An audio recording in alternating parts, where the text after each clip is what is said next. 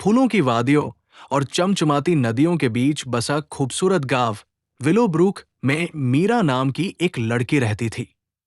वो कोई साधारण लड़की नहीं थी।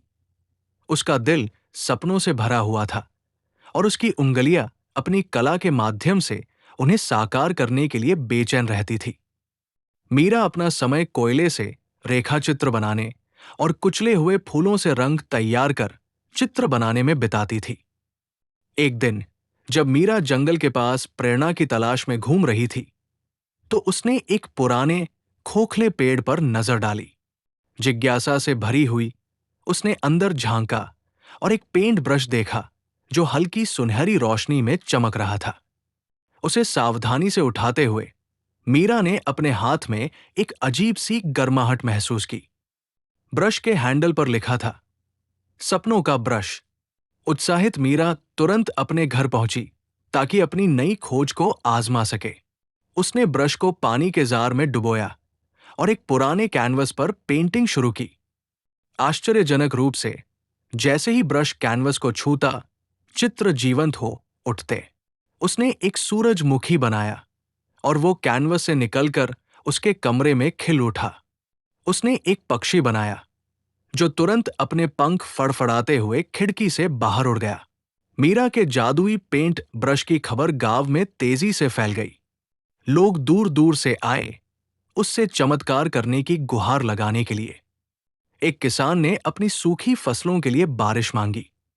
मीरा ने बादल बनाए और वे आसमान में जाकर किसान के खेतों पर बरस पड़े। एक गरीब बेकरी वाले ने एक ओवन मांगा और मीरा ने ऐसा ओवन बनाया जो सबसे स्वादिष्ट रोटी बनाता था। लेकिन एक लालची व्यापारी रावो ने मीरा की शक्ति के बारे में सुना।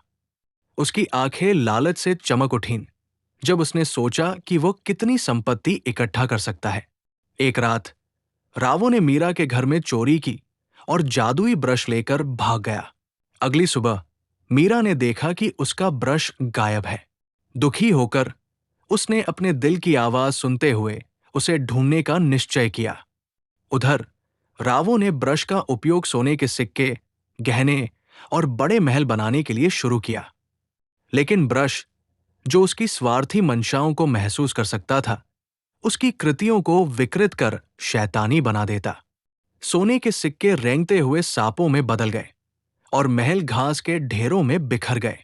डर के मारे रावो ने ब्रश को एक नदी में फेंक दिया ताकि उसकी बदकिस्मती से छुटकारा पा सके। मीरा, जो नदी के किनारे खोज रही थी, आखिरकार अपना जादुई ब्रश किनारे पर बहा हुआ पा गई। उसने उसे उठाया और खुशी खुशी अपने घर लौट आई। मीरा ने उस दिन एक अनमोल सबक सीखा।